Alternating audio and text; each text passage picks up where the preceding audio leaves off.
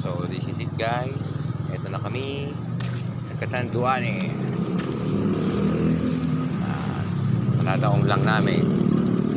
So dito na lang muna ang aming first stop over bago kami mag-proceed sa ating mga delivery site. Ang ganda ng tubig nila, grabe. Ito ang bayan ng aking pinakamamahal na ina, ang Catanduanes, hometown ng aking mahal na ina.